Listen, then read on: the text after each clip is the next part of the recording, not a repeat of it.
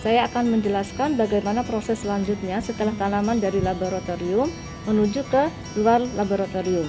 Jadi apabila tanaman sudah mempunyai batang dan akar sempurna, ini maka proses selanjutnya disebut dengan proses aklimatisasi.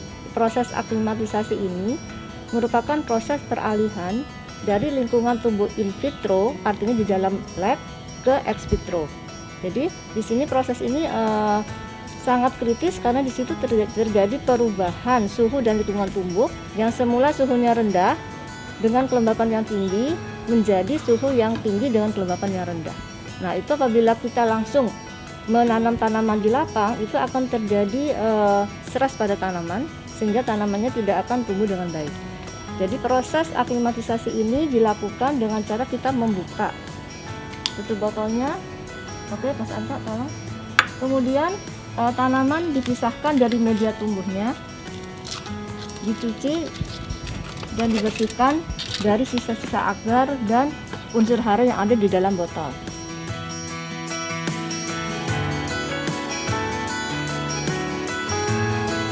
Jadi di situ kita lihat tanaman sudah mempunyai akar, sehingga kalau kita tanam di dalam media tumbuhnya yang baru, yaitu di dalam tanah, dia akan bisa tumbuh dengan sendirinya.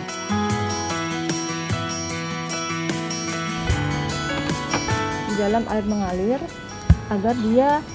agar sisa-sisa media termasuk agar itu sudah hilang. Kemudian kita masukkan ke dalam larutan fungisida selama sekitar 5 menit.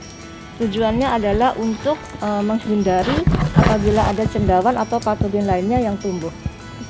Sebagai larutan fungisidanya kita gunakan butane dengan dosis 2 gram per liter. Kemudian setelah kita rendam selama 5 menit, nah ini planet ini kita tumbuhkan, kita tanam di dalam media tumbuh. Di sini kita gunakan campuran tanah dan pupuk kandang dengan perbandingan 1:1. Ini media tanam yang sudah kita siapkan, campuran pupuk kandang dan tanah dengan perbandingan 1:1. Kemudian kita siapkan juga ini cup fungsinya nanti untuk menutup tanaman yang sudah kita tanam dalam media tumbuh. Seperti ini nanti posisinya. Kemudian tanaman yang sudah kita rendam dalam larutan fungisida kita tanam ke dalam media tumbuh. Nah, ini dalam bentuk rumpun ya, dalam bentuk rumpun ya. Jadi kita biarkan dia dalam satu gerombol, kita masukkan ke dalam media tumbuhnya.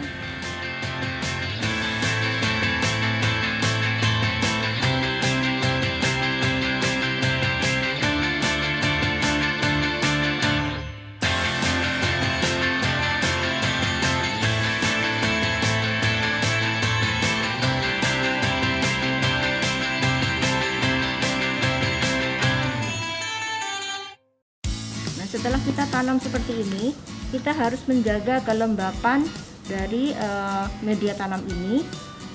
Mengapa demikian? Karena agar tanaman tidak terlalu banyak mendapatkan sekaman.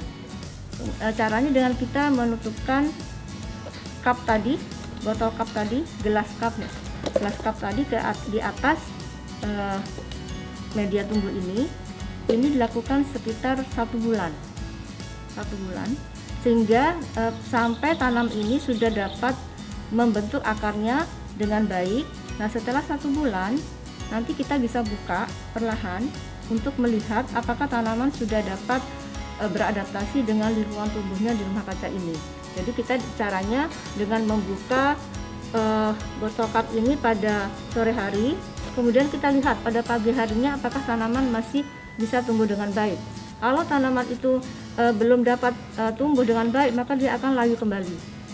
Apabila kita dapatkan kondisi demikian, maka kita tutup kembali tanaman ini seperti ini sampai dia dapat beradaptasi dengan baik. Artinya apabila kita sudah buka sampai sehari semalam, dia masih dapat tegak dengan baik dan tumbuh dengan baik, artinya dia sudah siap untuk tumbuh di rumah kaca ini. Baik, nanti jangan lupa Perawatan harus dilakukan secara intensif, jadi penyiraman harus kita jaga kelembapan tanahnya setiap hari. Kita harus lihat kalau tanamannya kurang lembab, ditambahkan air dengan cara disiram. Ini saya tunjukkan tanaman yang sudah umur sekitar 3 bulan.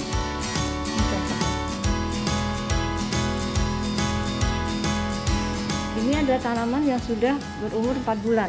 Kita lihat dia sudah dapat membentuk, daunnya sudah membuka dengan sempurna seperti ini, dan dia sudah terlihat kuat. Nah, kalau sudah seperti ini kita bisa tanam di tanah. Jadi kita pindahkan dari polybag ini ke dalam tanah. Demikian tentang penjelasan tentang proses aklimatisasi tanaman porang hasil ketul jaringan. Sekian dan terima kasih.